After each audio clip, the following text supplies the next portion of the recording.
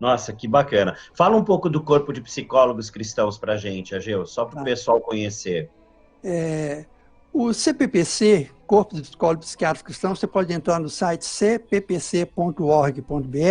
Nós somos uma fraternidade de psiquiatras e psicólogos, psicanalistas, assim, que valorizamos a tradição espiritual hebraico-cristã configurada nas Escrituras, encarnada na pessoa de Jesus Cristo, tá?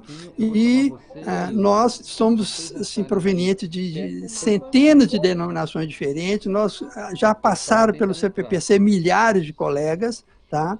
E ao longo desses 45, 46 anos, nós temos produzido muita literatura, organizado simpósios na USP, PUC, universidades do Brasil inteira, promovendo conferências. Nós fomos os pioneiros em trazer para a Universidade Brasileira a discussão sobre espiritualidade, psicologia, saúde, sanidade, Bíblia, mostrando justamente essa contribuição bíblica para o fomento da saúde global humana, da saúde integral do ser humano e especialmente no campo da saúde mental, saúde emocional.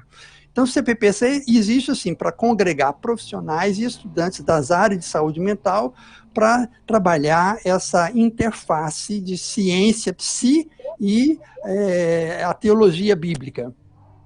Bacana, muito bom, Ageu. Tem contribuído já há muitos e muitos anos aí para a saúde mental do povo de Deus. Ageu, agora falando sobre o nosso tema específico, espiritualidade gasosa, eu gostaria que você compartilhasse com a gente como que é isso, como que essa espiritualidade tem se configurado, enfim, estamos te ouvindo. Tá. É, quando o pastor já me procurou sobre esse tema, propôs, vamos trabalhar sobre espiritualidade, que no nosso tempo está muito fluida, está muito gasosa, né? Nós conversamos um pouquinho sobre isso, né? E o que é isso? A natureza do gás, ele é muito fluido, né? Assim, ele não tem consistência, né? Ele tem poder, evidentemente, ele influencia, mas é uma boa metáfora para falar de uma coisa assim, parece uma nuvem, né? Que, que não tem muita concretude. Hoje nós temos no mercado religioso, no mercado da autoajuda, no mercado sim, da espiritualidade, uma oferta muito variada, né? O mercado religioso é muito fértil. São milhões de ofertas de grupos religiosos, milhares, centenas de milhares de seitas científicas, seitas esotéricas, seitas religiosas, de tudo quanto é natureza, né? O que mostra que a espiritualidade, a relação com o sagrado, a busca de alguma coisa assim, de outra ordem que não seja do contingente, do aqui e agora, ela existe para sempre, desde sempre no ser humano, né? Refletindo uma inquietude natural nossa diante da existência.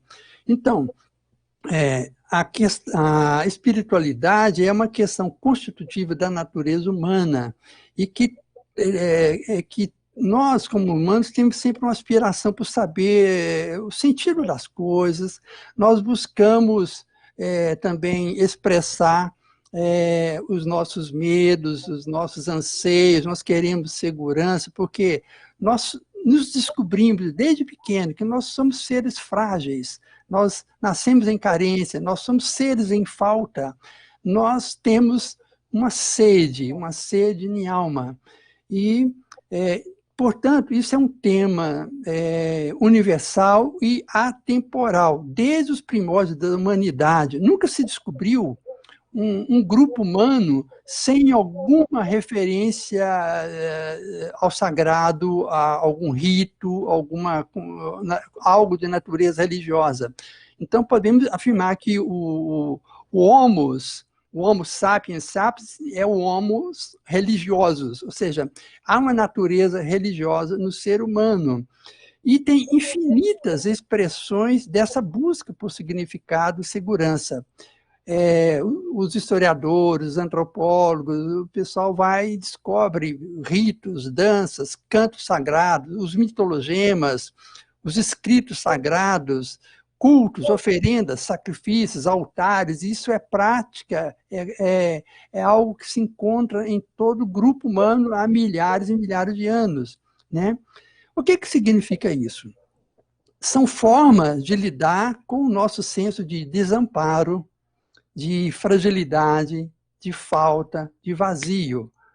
Depois eu vou trabalhar com vocês aqui um pouco do Salmo 131, que fala da criança em amamentação ou desmamada, né? E para introduzir algo sobre a relação de Deus conosco. Mas vamos lembrar e ver uma criança que recém-nascida, que fragilidade, não tem dente, não sabe falar, não se mantém de pé, depende inteiramente da nutrição dessa mãe, né? Então, desde sempre, nós nascemos em carência e desamparo. E o ser humano, especialmente, comparado com os demais animais, nós somos o mamífero mais dependente. Leva 8, 10 anos para uma criança poder se viabilizar, para poder ter um mínimo de defesa, para a constituição psíquica dela estar minimamente estruturada. E qualquer outros animal aí leva semanas ou meses, já tem quase que função de adulto, entende? Então mostra que há algo distinto no ser humano, e comparado com os demais animais. Nós temos uma prolongada dependência dos cuidados de pais ou cuidadores, né? Bem, e sempre se viu por aí afora um terremoto, um acidente, um ataque de uma fera e animais mortos, pessoas mortas, a putrefação. Ou seja, desde sempre os humanos conviveram com o terror da morte, com a putrefação, e isso assusta, né?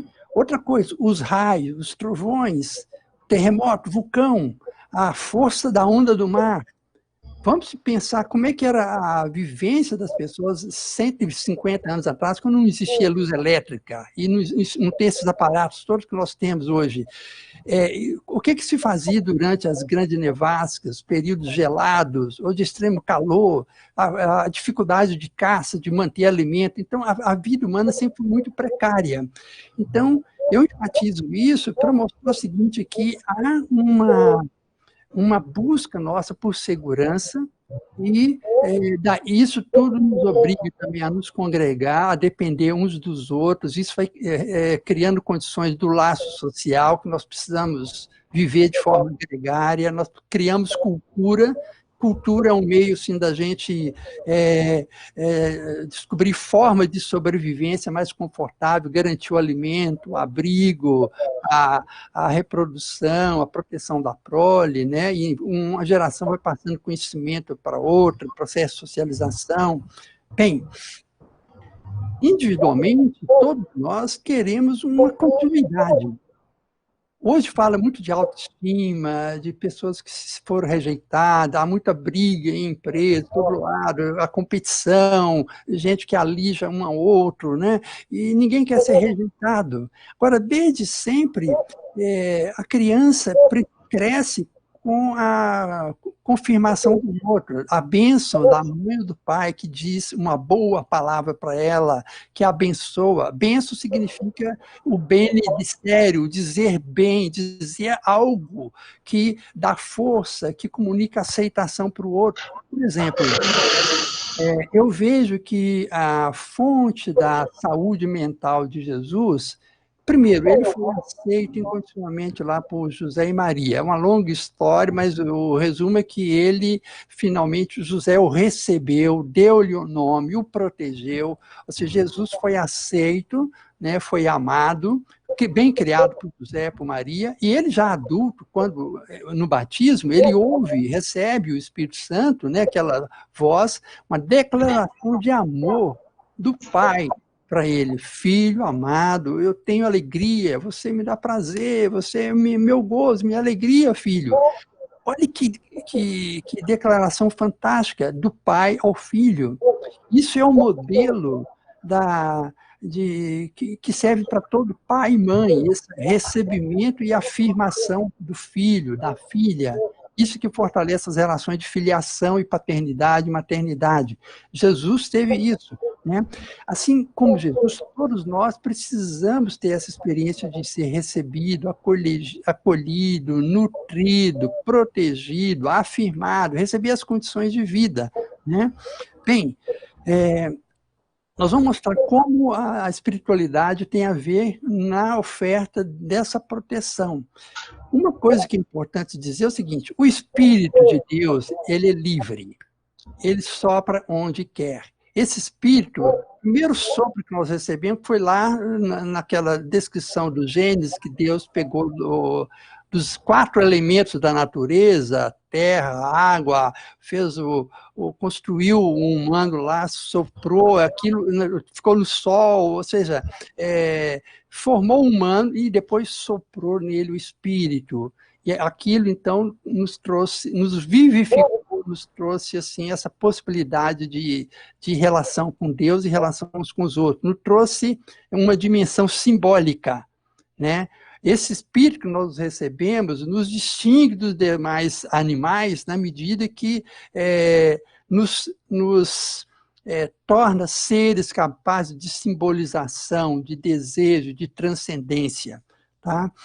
Agora, a espiritualidade, conquanto seja natural no humano, ela encontra formas assim, históricas, sistematização, institucionalização, dogma, estrutura de poder. É aí que está o risco. As instituições que custodiam o sagrado, né, elas são importantes, porém corre o risco de aprisionar o espírito, dando formas rígidas ou dizendo que nada mais fora da instituição serve, né? Então, nas diversas culturas, nós temos oferta de estrutura de sentido ou de significado para a vida, né? Então, além da espiritualidade, nós temos outras estruturas que dão sentido para a vida. Para que nós vivemos? Por que existe o mundo, a Terra, as coisas? O cosmos tem algum sentido? A vida humana, a sociedade? Que a gente percebe que há uma luta de todos contra todos, há um predadorismo, a vida é difícil. A gente vê ao longo da história que o humano se constitui um predador do outro, o homem é o lobo do outro homem. Guerras são a marca registrada na história humana, conflitos em todo grupo, com toda a sociedade, né? Mas, para organizar um sentido para a vida, os filósofos pensaram, os poetas sonharam, escreveram, expressaram a dor, o anseio humano, surgiram as reflexões filosóficas, as construções místicas, né?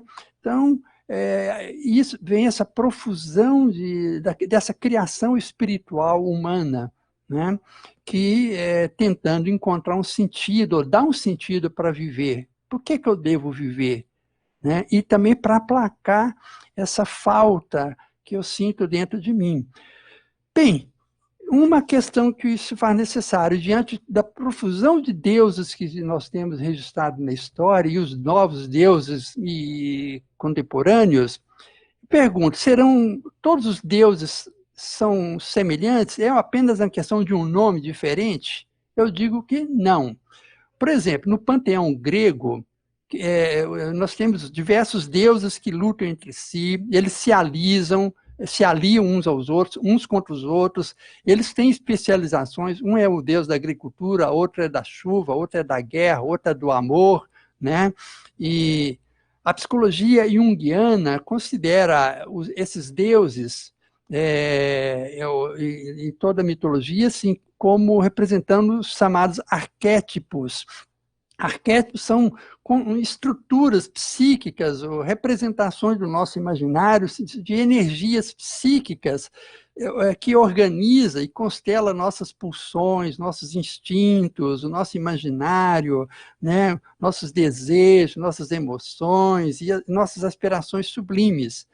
Então, mas os arquétipos e esses deuses mitológicos todos, nós podemos dizer que são deuses criados à imagem e semelhança do humano. É uma criação histórica humana, né?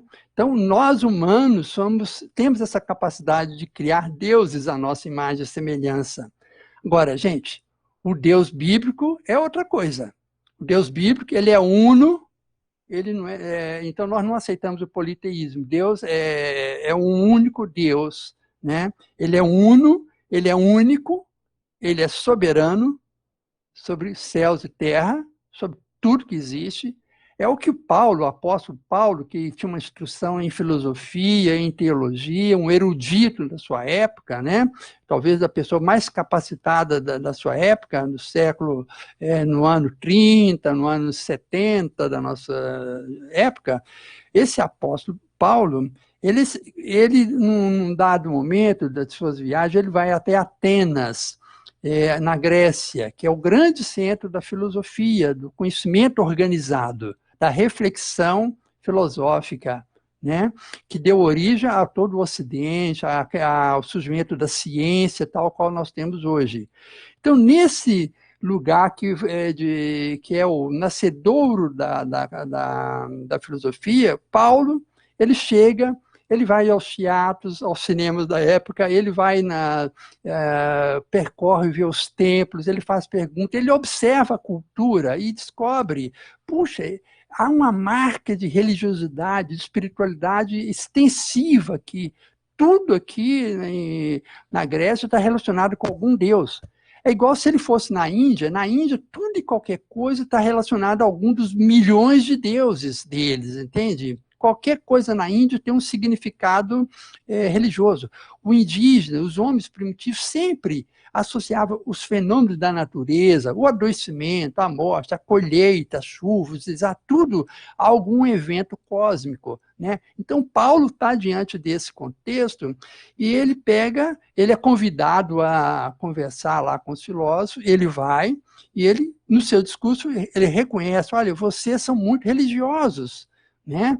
Tem deuses, constrói altares para todos os deuses, e inclusive reservaram um altar para um deus desconhecido. Eles tinham a intuição que havia uma faltava alguma coisa, e por precaução fizeram um altar a um deus desconhecido.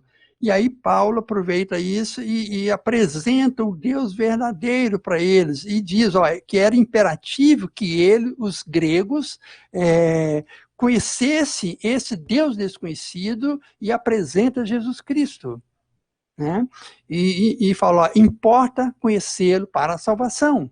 É o capítulo 17 de Atos dos Apóstolos. Vou dar um salto desse século, primeiro século, vamos agora para o nosso tempo pós-moderno, no ano metade do século XX para cá. Essa pós-modernidade é o tempo no qual vivemos, que tem uma profusão de identidades humanas, inclusive, né? Nós temos aí toda essa questão de gêneros, nós temos uma profusão de mitos, tem tantos super-heróis que Hollywood filma, né? Nós temos necessidade de mitos, e tem um monte de ideologias. No século XX foi marcado, por exemplo, por morte de centenas de milhões de pessoas por causa de ideologias tipo fascismo, comunismo, nazismo e outras derivadas daí, né? Que nunca se morreu tanto na história da humanidade como no século XX, por causa de ideologias. Mas há também, nesse nosso século, um pensamento assim, de relativismo, de descrença com relação às grandes religiões, às famílias tradicional, religião tradicional, e hoje é a religião à la carte, né? Cada um cria o seu Deus, cria a sua forma de espiritualidade, e então nós temos hoje um sincretismo, uma fluidez, a pessoa pode misturar um pouco de cada religião e criar a sua religião. É uma religiosidade subjetiva, à la carte, que a ênfase é na experiência subjetiva, a busca de uma emoção psíquica, né? Algo subjetivo, sem concretude. Tem aí esse monte de coachings espirituais, de autoajuda, que vem de doidado, que são formas de espiritualidade laica, de espiritualidade natural, da autossalvação. A pessoa tenta se levantar puxando o próprio cabelo, tá entendendo? E esse pessoal da autoajuda vende. Alguns são até espertos, pegam alguns versículos bíblicos e vendem livros, e as pessoas, ó, que beleza, entende?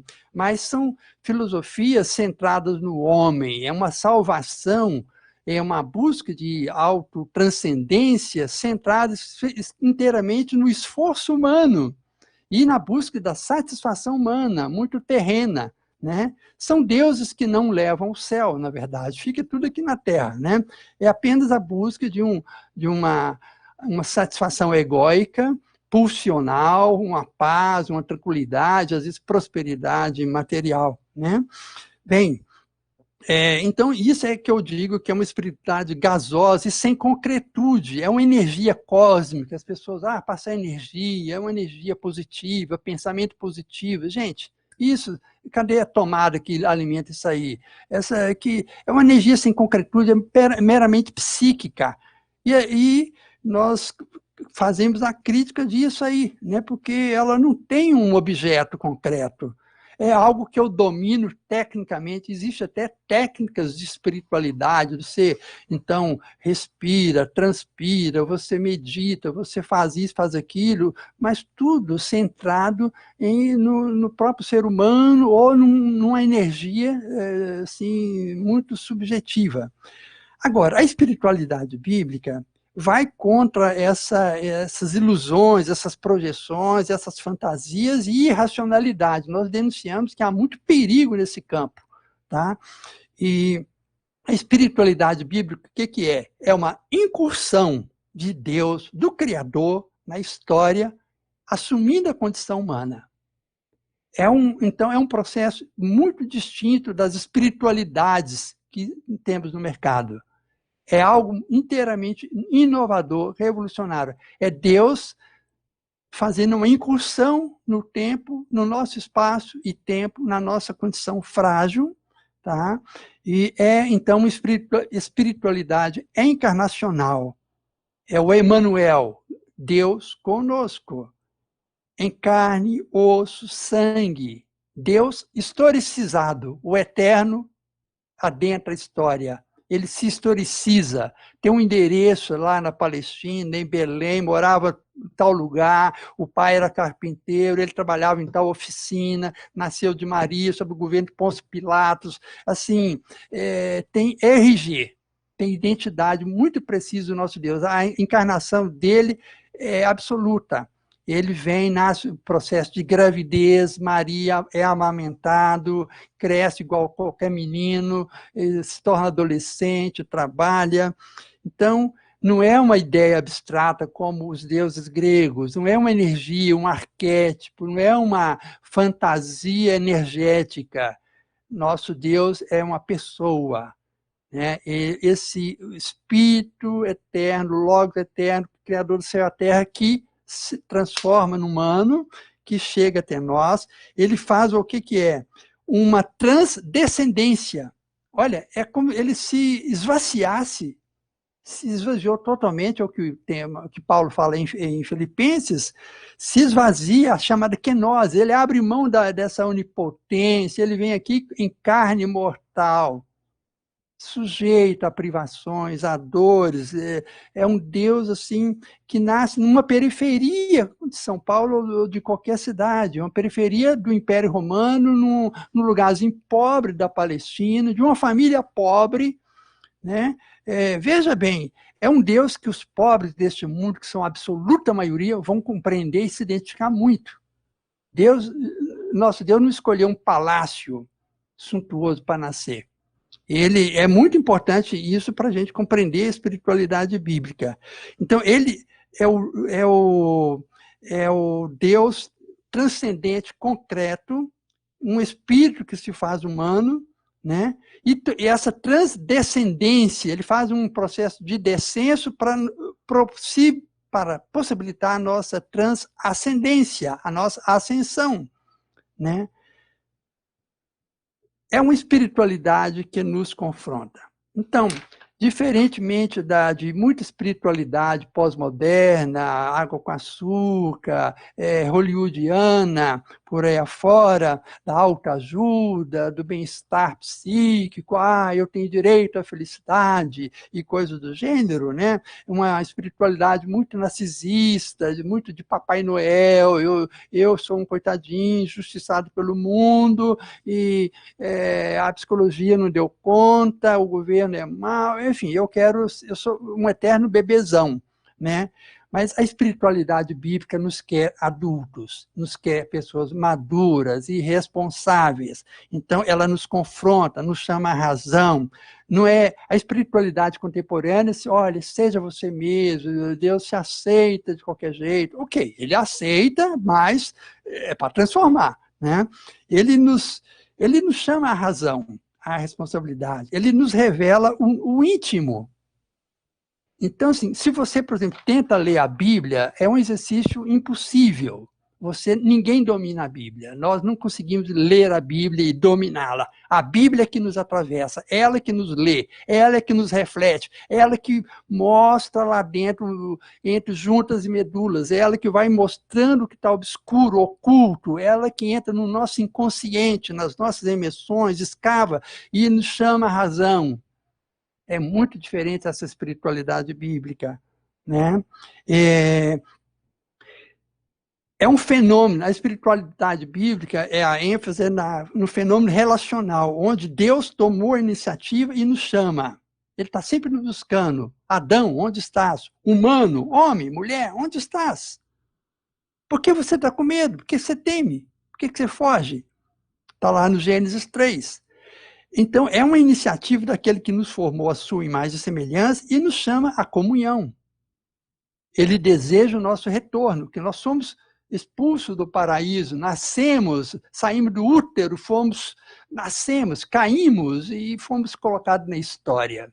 Nós somos colocados para lavrar uma terra árida, dura. A história é uma história de lutas, de dores. Né? Nós somos chamados a domar essa história, a domar a nossa própria natureza. Nós somos chamados a trabalhar a nossa natureza, com auxílio do Espírito de Deus, evidente. Né? Bem, ele deseja o nosso retorno e já na queda ele promete que o filho da mulher iria esmagar a serpente. Aqui é ali toda uma figuração acerca da tentação que nós caímos, de querer, a nossa inconformidade em sermos meramente humanos. A gente queria ser Deus. Olha, a tentação da onipotência, isso é um delírio. É um delírio que a gente encontra muito em ditadores, imperadores ao longo da história, e em pessoas com muito transtorno mentais, né? Pessoas que se julgam deuses. Alguns imperadores e césares eram tidos como divinos, recebiam adoração. Olha que loucura! Mas, na verdade, no íntimo, todos nós queremos ser tratados como se fôssemos Deus, que tudo possa girar em torno da gente. Nós temos uma força assim, centrípeta, né? Nós queremos, igual aquele sonho do imaturo José, do adolescente, que sonhava que pai, mãe, irmãos, todo mundo tinha que girar em torno dele, né? Bem, eu vou caminhando para o outro ponto agora, a singularidade da mística cristã e da revelação bíblica. É nada feito por mãos humanas, nem é um projeto da nossa mente. Mas Deus amou tanto a humanidade que deu seu Filho único para que nele fôssemos reconciliados, salvos e transformados. Nós somos chamados à comunhão. Né? Essa é a singularidade da mística e da espiritualidade bíblica. E ela tem a ver com o nosso processo de crescimento e maturação como pessoas. Eu quero agora que a gente leia o Salmo 131, que é pequenininho. Ele fala o seguinte: Senhor, não é orgulhoso o meu coração, nem arrogante o meu olhar. Não ando à procura de coisas grandes, nem de coisas maravilhosas demais para mim. Pelo contrário, fiz calar e sossegar a minha alma. Como a criança desmamada se aquieta nos braços de sua mãe, assim é a minha alma dentro de mim.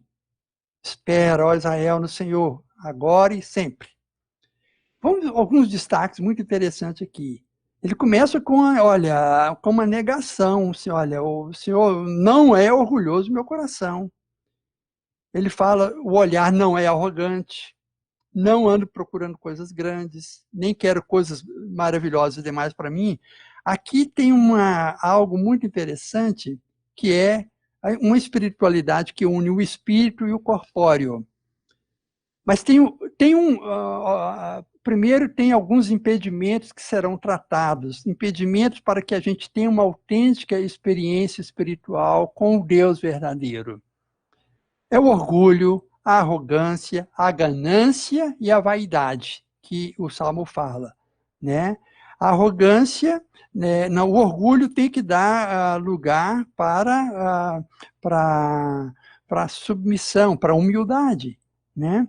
E eu tenho um processo, um caminho para isso. Jesus apontou isso uma vez, quando ele colocou uma criança no centro de uma roda e falou: quem não se fizer como criança não entra no reino dos céus.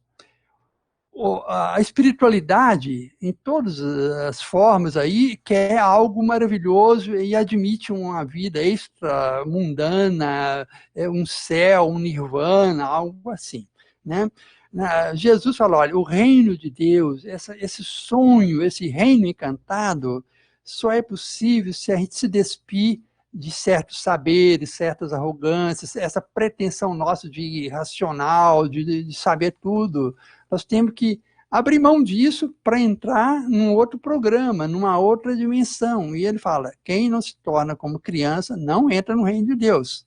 É preciso, então, que a gente abandone defesas, como racionalização, e nos rendamos ao amor que nos é ofertado, né?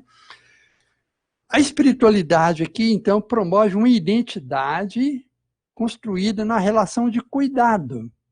É o Deus que nos cuida. É o Deus que, como uma mãe, que faz nascer, aconchega e alimenta. Isso é uma novidade fantástica. O Deus bíblico é seriamente apresentado, que somos o guerreiro, o Senhor dos Exércitos, de espada, um Deus homem, masculino, machista, né? Gente, não é bem assim, não. Tem centenas de passagens bíblicas mostrando a dimensão afetiva, maternal do nosso Deus. A palavra misericórdia vem de útero. Então, é um Deus que tem útero, que nos materna, que nos dá origem. É essa mulher grávida que faz nascer, e dentro do seu útero, a criança já bebe essa mãe, já é alimentada, é respirada por essa mãe, né? E que faz nascer, que aconchega, que alimenta. Um bebê humano pode ficar 2 até 3 anos sem água, sem nada, só com o leite da mãe, e sobrevive. Olha que fantástico. E nós nascemos e somos continuamente cuidados. Eu vou estar finalizando agora por causa do tempo, né? Mas a gente está completando aqui. E nós estamos falando aqui de leite, de criança amamentada, desmamada. Então, há aqui uma relação do alimento que sustenta e possibilita a vida, né?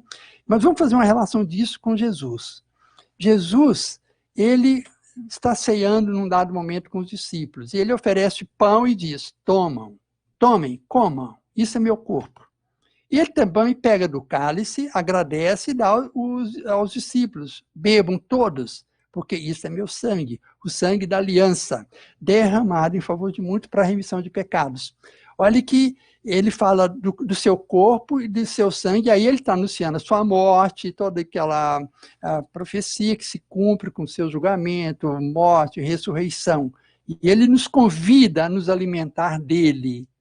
Então ele é um Deus que está nos nutrindo. Jesus retoma essa ideia da nutrição, do alimento, né, e fala, venham todos. E Isaías fala, vinde comer, sem dinheiro, sem nada, ou, né, beber de graça, ou receba esse alimento. Deus, aqui, Jesus pega essa ideia da criança lá, né, que entra no reino dos céus. Deus aqui como uma mãe protetora, que nos livra do medo e também da persecutoriedade e do desamparo. Ele se apresenta como amigo do humano, o que é muito distinto dos outros deuses. Os outros deuses tinham inveja dos humanos, havia uma disputa, muita briga. Na mitologia é divertido a gente ler essa relação dos deuses, dos semideuses, dos heróis e os humanos, né? Agora, existe uma tragédia de religiosidades e técnicas mistas hoje, né, que oferta o bem-estar psíquico. Eu já falei um pouco disso, né? Seja você mesmo, busque seus sonhos, supere seus limites. A espiritualidade bíblica fala o seguinte: arrependei-vos.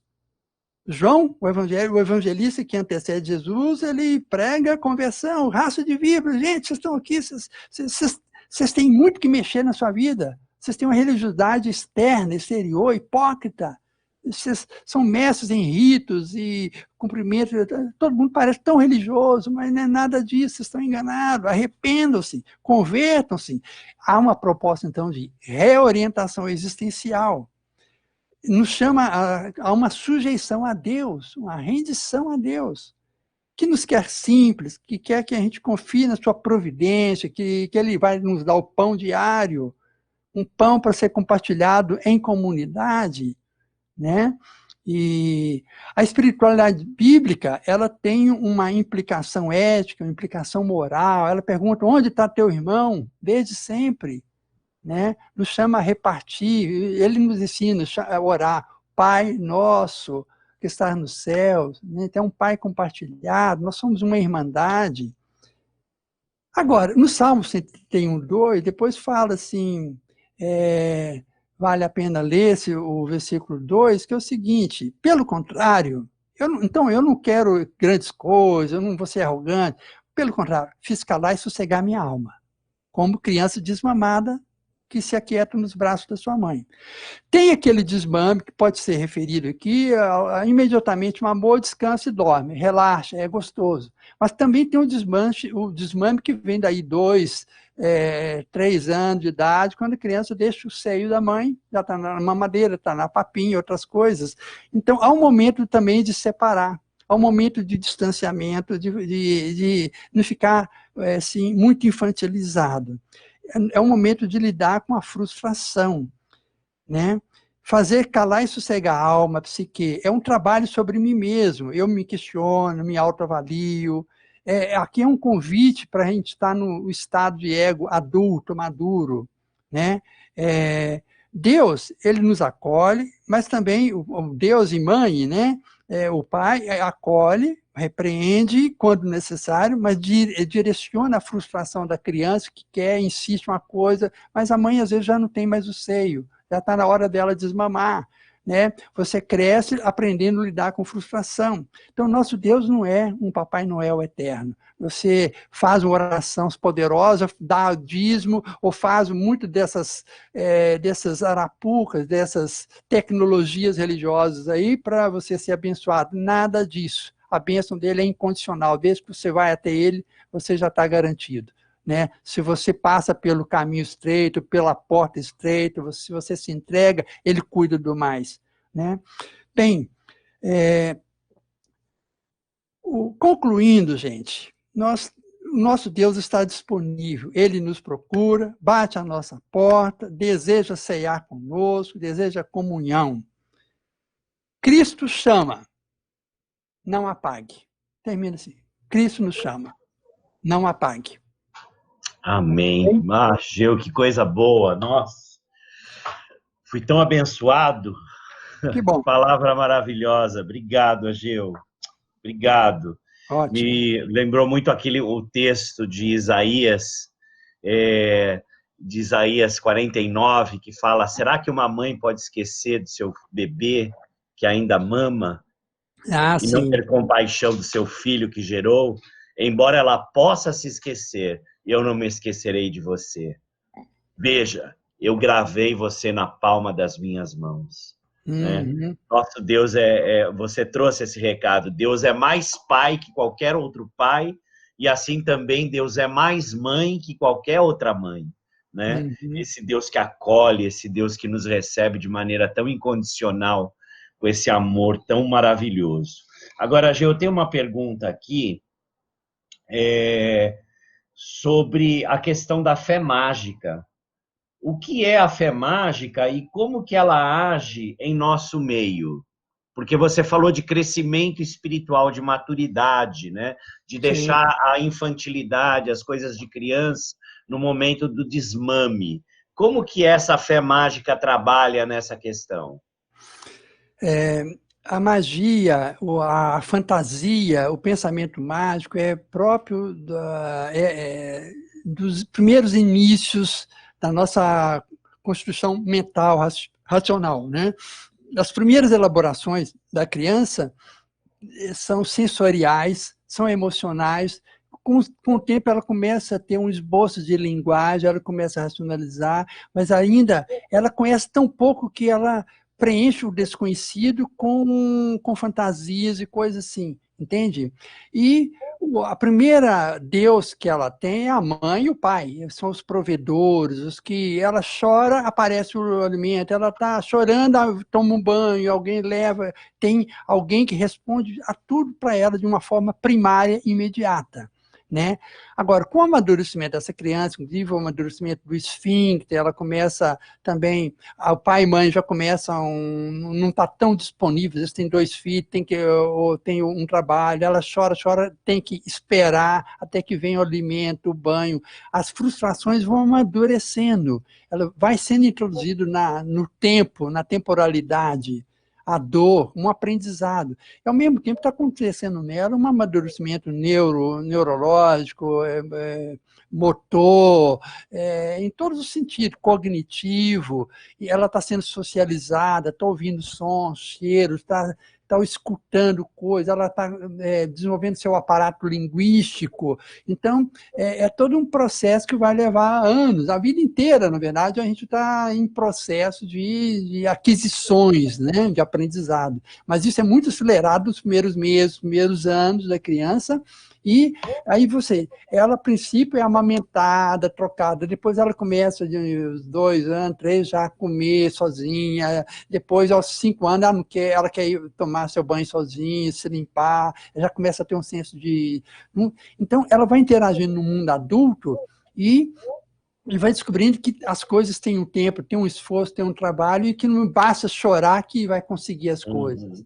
Né? Então, ela vai entrando, ela sai do útero lá do Éden, cai na história, ela tem que aprender a arar, plantar, esperar colher, há um trabalho, há um sofrimento educativo para ela colher um fruto, ela tem que pegar um tijolo, arrumar um terreno, construir uma casa, um abrigo, então há um esforço, então isso vai introduzindo o princípio da realidade, que nós temos o imaginário, nós temos a fantasia, né? E nós temos o princípio do prazer também, mas tem a realidade que se impõe com suas leis. Eu posso querer tal coisa, mas as coisas, elas têm uma natureza.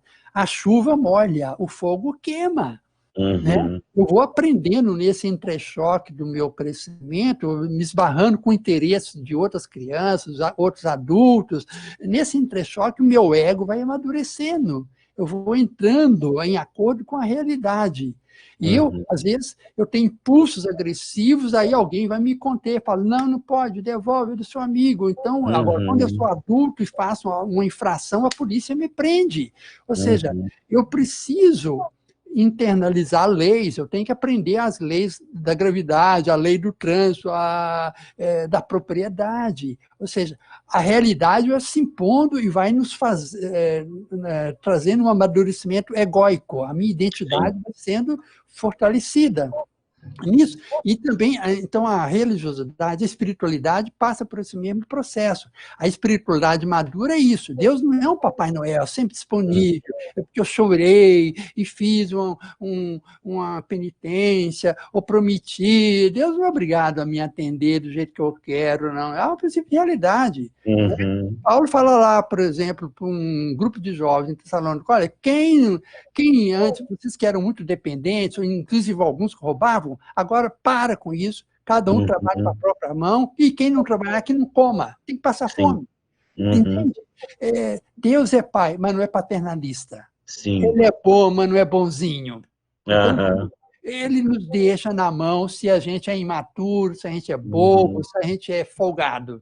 Ele nos chama a uma espiritualidade inteligente. Bacana, Uma espiritualidade que a gente também não fica dependendo de personalidades fortes, de personalidades carismáticas, que supostamente têm uma relação toda especial com Deus, porque foram no monte, ou que tem uma unção, teve uma revelação. Você vê a atração de muita gente que fica infantilizado diante de personalidades autoritárias. E está cheio disso no mundo religioso. É verdade. Tem guru de toda espécie, em tudo quanto é religião. Inclusive na nossa, né, Ageu? Sim, no campo evangélico está cheio, sabe? Já na história, tem longas histórias de tragédia, de suicídios coletivos comandados por pastores, por padres, por monges, por todo tipo de guru, entende? Então, nós não podemos entregar a nossa alma, a direção da nossa alma, a um especialista, a um doutor, a um suposto cara do poder. E, geralmente, esse pessoal utiliza de uma manipulação. Olha, não pode criticar o ungido do Senhor. E utiliza de textos da Bíblia para oprimir as pessoas. É verdade. Então, assim, Deus nos chama a sermos adultos. Quer falar com Deus? Vai no seu quarto. Vai no silêncio. Pega a sua palavra, a Bíblia, leia, ora, clame a Deus, aprenda a ser maduro, responsável. Deus nos chama a intimidade, Ele não nos chama para o palco, nem para o espetáculo. Espiritualidade do espetáculo, pastores que são animadores de auditório, piadistas, que tem muito ibope aí no YouTube. É verdade. Um monte de pastor que são animadores de auditório, piadistas, o pessoal acha o máximo. Gente, isso é bobagem, isso é lixo teológico. Cresçam, amadureçam, sabe? Vamos pegar teologia bíblica saudável, meditar, comparar versões, caminhar no textos bíblicos, aprenda. É importante cada um de nós fazer o percurso de leitura da Bíblia inteira. Assim, eu oriento, começa a ler no Gênesis, nos Salmos e em Mateus, vai nessas 3 frentes, lendo um capítulo por dia, pelo menos. Leia devagar. Vai, daqui 4 meses você já está terminando o Êxodo, você já está lá no metade do Salmo, no final, começando o Provérbio, você está no Evangelho. Daí, vários meses, você já leu dezenas de livros, e isso vai causando uma inter-relação muito preciosa. E Jesus falou que nós erramos ao não conhecer o poder de Deus nem a sua palavra. Ou conhecer a sua palavra e o seu poder. É só mesmo em contato com a Escritura, a revelação, que nós vamos ter uma espiritualidade inteligente, madura. Amém. Obrigado, Ageu. Obrigado. Wilson, você tem alguma pergunta para o doutor Ageu? Oi, pastor. Sim. Ele falou dessa questão aí de shows e espetáculo. Então, dentro disso, eu queria saber como podemos identificar a falsa união, aliás, a falsa unção em quem está ministrando, se, na maioria das vezes, eles são tão convincentes que você termina realmente acreditando que Deus está usando a vida deles. Tem alguma forma de identificarmos isso? Olha, eu pergunto se essas pessoas famosas aí, se eles leram o Tiago, se eles leram Mateus 25, lá tem um critério posto por próprio Jesus, um dos maiores sermões dele, Mateus 25, é o seguinte, tem lá os que ele coloca para a direita e à esquerda, né, e quem entra no céu, no reino dos céus, ou quem vai estar excluído, né, e quando ele fala, vinde benditos do meu Pai, mas porque quando eu estive nu, vocês me vestiram, quando eu estive com fome, com sede, preso, vocês me assistiram, vocês cuidaram de mim, vocês foram misericordiosos, então vocês entraram, têm direito ao reino dos céus. Então Jesus, ele se identifica com o excluído, com o pobre, com o ferido, com a pessoa quebrada. Então ele falou, olha, o que vocês fazem para essas pessoas, vocês estarão fazendo comigo. Agora, o que vocês deixam de fazer para essas pessoas, vocês estão deixando de fazer a mim. Então, essa auto-identificação de Jesus com os chamados perdedores da nossa sociedade, né? As pessoas que não tiveram sucesso acadêmico, nem profissional, ou os enfermos, pessoas com deficiência, as pessoas más, um cara que fez um delito e está preso. Jesus fala, tenha misericórdia. Hoje a gente vê um monte de crentes adotando a ideologia de que você tem que matar bandido, tem que torturar as pessoas. Entende? É uma loucura. Jesus falou, pô, eu tive preso e vocês não foram me visitar. Então, um critério para saber quem tem unção, quem tem verdadeira palavra de Deus, é se essa pessoa pode descer do palco, abre mão do seu carro blindado, de sua conta bancária, pé no chão e caminhar entre os pobres. É o que Jesus falou para aquele moço que o procurou, né? Uhum. Ele falou, vende tudo, cara, dá aos pobres, abre mão. A espiritualidade bíblica é simples. Tá? Não é essa exibição de poder, de expulsão de demônios, de hipnotismo de grupo, você mexe lá, faz uns atos e as pessoas que têm um ego frágil caem, e aí, poxa, esse pregador tem poder. Isso é lixo teológico, isso é manipulação de massa, psicologia de massas. Você lendo na psicanálise, você descobre muito esses mecanismos de... Agora, como o nome de Deus é poderoso, e um texto bíblico é poderoso em si mesmo, e as pessoas comuns, fragilizadas emocionalmente e sem discernimento cultural, histórico, filosófico, essas pessoas são mais sugestionáveis a manipulações. Por isso que é muito importante a tarefa educativa, cultural, de ensino bíblico, para as pessoas não caírem no conto de pessoas supostamente ungidas, supostamente poderosas, porque isso, que apresentam toda uma pompa religiosa, isso é bobagem. Sabe? Jesus estivesse conosco aqui, não estaria cheio de comendas, cheio de títulos, cheio de aquele púlpito, cheio de... Não andaria de carro blindado, como tantos desses apóstolos e pastores andam. Ele estava no Mar da Galileia, comia com mulher adúltera, ele ia com Zaqueu, que era um sujeito tão mal visto. Jesus passou pouco tempo no templo, e quando ia lá, sempre havia um atrito. É verdade. Ele não andou nos palácios, não. Quando ele foi para o palácio, ele foi para ser julgado e condenado. Ele andava nos rios, nas casas, debaixo de árvore. Jesus era encontrado onde a vida acontece, irmãos. Isso é espiritualidade bíblica. Bacana, Ageu, bacana. Lu, você tem alguma pergunta para o doutor Ageu? Tenho sim. Doutora Ageu, como que cada pessoa pode se examinar e evitar que a sua própria fragilidade emocional se deixe levar por esse tipo de espiritualidade? É pela prática da presença de Deus contínua. Tem um místico cristão, o irmão Lourenço, e como também você pega o John Bunyan, você pega o Francisco de Assis, você pega o Santo Agostinho, você pega o Calvino, você pega o John Wesley. Eram homens que se dedicavam à leitura das Escrituras, eles tinham tempo de oração, eram pessoas assim que cultivavam a presença de Deus. Isso. Tem tantas histórias de mães de missionários, de outros, pessoas que tinham 8, 10 filhos, que mesmo assim madrugava para orar por cada filho. Meu pai e minha mãe tiveram 12 filhos, todos nós lá em casa sabemos que era comum, à noite, de manhã, a gente sempre via. Meu pai trabalhava muito para sustentar 12 filhos, mas sempre leu a Bíblia, ele lia a Bíblia mais de 40 vezes. Tá?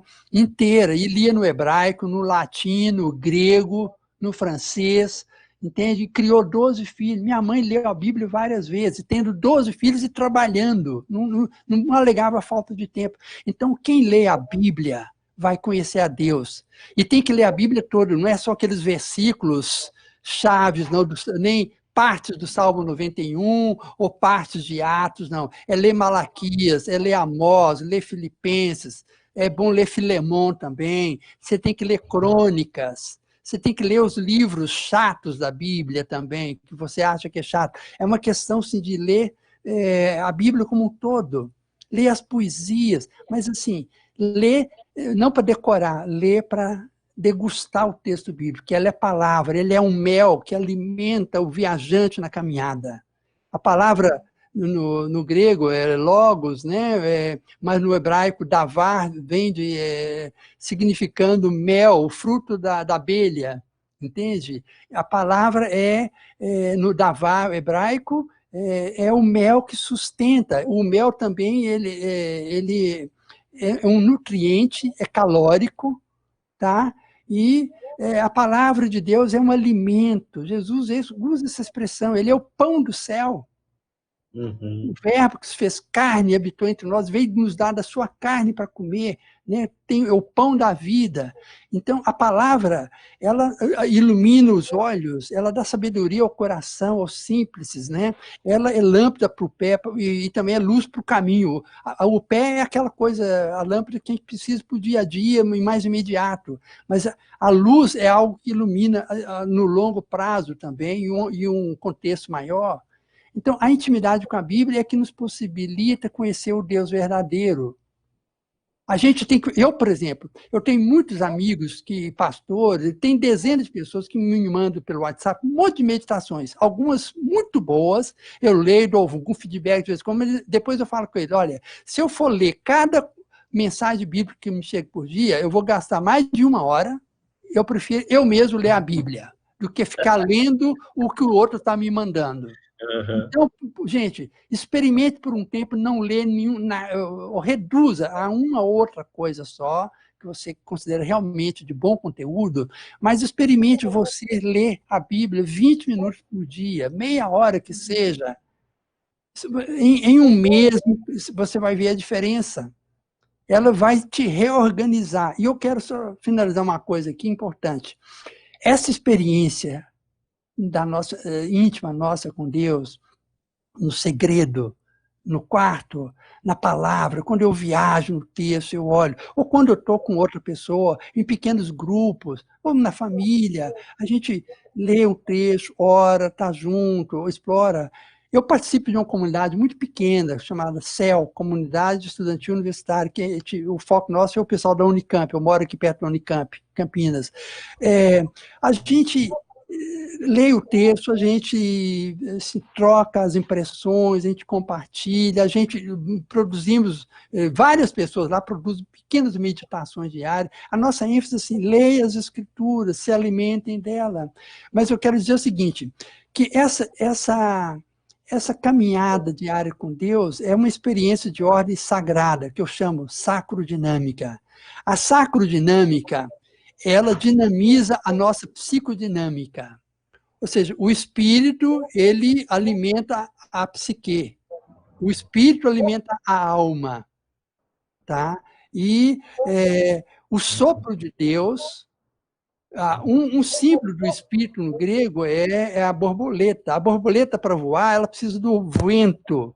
Não, um símbolo, aliás, da alma, a representação da alma, da psique, um dos símbolos é a borboleta, porque ela voa assim, dançando, né? Um pequeno ar levanta, ela necessita do vento, do espírito, a psique precisa do espírito, a nossa alma precisa da ação do Espírito de Deus, para nos potencializar, para nos vitalizar, para nos curar, para nos animar, para nos inspirar, para nos instruir. Então, essa relação nossa com o texto bíblico nos atualiza. Porque o texto bíblico vai me mostrar minhas disfuncionalidades, meus pecados, vai mostrar, assim, minhas perversões, minhas maldades, vai me confrontar, e eu fico constrangido. Quando eu leio a Bíblia, é muito complicado para mim. Sempre ela vai me pegar no pé. Né? Mas ela pega no pé para me curar, é para fazer uma cirurgia, para me ensinar, para me amadurecer. Então, a operação do Espírito, ela dinamiza a minha psique, os meus processos emocionais, e daí pode vir progressivamente a cura. Eu, como terapeuta, eu testemunho isso direto. Né? Como que nós temos tanta amarra emocional, tanto ressentimento, tanta coisa que outros provocaram, mas que também é parte da nossa natureza. Nós somos mal resolvidos em muitas coisas. É claro que a psicoterapia, o aconselhamento, a fala, a confissão perante outra pessoa vai ajudar. Agora, essa prática diária de encontro com a Bíblia é profundamente terapêutica. Então, é a prescrição que eu falo para você comprar na farmácia, para resolver questões existenciais, para um amadurecimento emocional, para uma espiritualidade sadia, para você não ser manipulado, para você crescer com autonomia psíquica e autonomia espiritual na dependência de Deus e da sua palavra. Muito bom, Ageu. Coisa boa, coisa boa. Ageu, assim, para a gente terminar, você tem alguma outra pergunta, Wilson?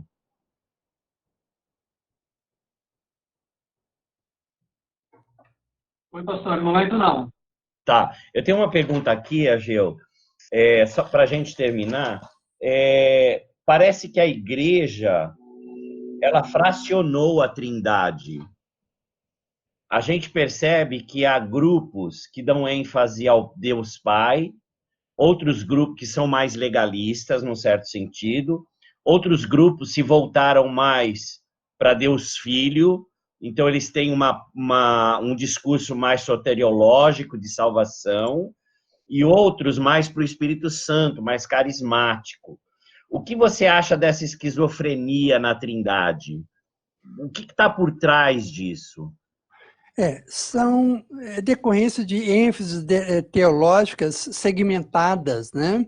Que não integra o todo. A meu ver, assim, tem o pessoal utilitarista que só quer falar do Espírito Santo para ter poder, para fazer milagre, tal, né? E tem algumas pessoas que só relacionam com a paternidade de Deus ou o Antigo Testamento, inclusive para, assim, de uma forma até muito temerosa. Mas eu resumiria o seguinte, Jesus fala do Pai e fala do Espírito. Então, assim, como que Jesus leu a Bíblia? A Bíblia dele era até Malaquias, né? Como que Jesus leu do Gênesis ao Apocalipse, do Gênesis a Malaquias? Jesus é o critério para nós de leitura bíblica, e também Jesus é a chave hermenêutica para a gente entender a Bíblia. Então, ele fala continuamente do amor do Pai, fala do Espírito que viria, que ele e o Pai são um, ou seja, Jesus, ele se implica, ele enviaria o Espírito ao que o recebesse, né? Eu e o Pai viremos, faremos nele morada. Então, sim, a Trindade é indissociável, né? Então, nós que amamos o Pai, nós ouvimos, nós tememos e acolhemos a sua palavra, tá? E obedecemos ao seu Espírito. Isso está num livro muito interessante, o dicionário Casar, lá de uma disputa lá na Europa Oriental, no ano 1100, 1200, né? A resposta de um bispo a uma interrogação lá de um imperador que queria escolher entre o islamismo, o budismo ou o cristianismo. E ele foi chamado para falar sobre a Trindade. O que é isso? É um tal de São Cirilo. E ele falou, olha, quem ama ao Pai, né, ama o Filho e recebe do seu Espírito. Né? Então, é totalmente ligado. É incrível isso, né, Gil? Eu lembro, eu tinha aula de francês com uma professora e ela era judia e ateia, né? E eu lembro que a avó dela faleceu e aí ela chegou muito triste para me dar aula e eu perguntei o que aconteceu e ela falou, minha avó morreu, tal. Aí eu falei, puxa, eu vou orar para Deus consolar o seu coração. E ela virou para mim e falou, mas que Deus? Porque ela não acreditava em Deus, né? Ela falou, mas que Deus? E eu sabia que ela era judia. Eu falei, eu vou orar para Yahvé, para ele consolar seu coração. Aí ela saiu e eu falei, puxa, por que eu não falei Jesus, né? Na hora o Espírito Santo falou para mim, falou no meu coração, filho, quem me busca verdadeiramente encontra o meu filho. Então é o que você falou, né? Quando a gente vai buscando a Deus verdadeiramente com o coração, aberto, querendo ouvir de Deus, o Filho se revela, ele revela o Filho a nós, né? Como ele revelou a Pedro. E aí nós recebemos o Espírito Santo após essa revelação de Cristo. Puxa, Ageu, obrigado, que palavra maravilhosa. Fui muito abençoado, sei que todos que nos ouvem também foram muito abençoados. Deus abençoe a sua vida, continue te dando graça, sabedoria e discernimento. E olha, eu virei seu fã, hein? Para mim foi um privilégio estar aqui nesse público, né? nesse púlpito, nesse ambiente tão fraterno e culto. Eu agradeço a Deus essa oportunidade e, olha, de coração, abençoo a todos os que ouviram, tá? E que, insisto, vão para a palavra, ame a palavra, ali haverá comunhão entre a sua alma e o seu espírito com Deus.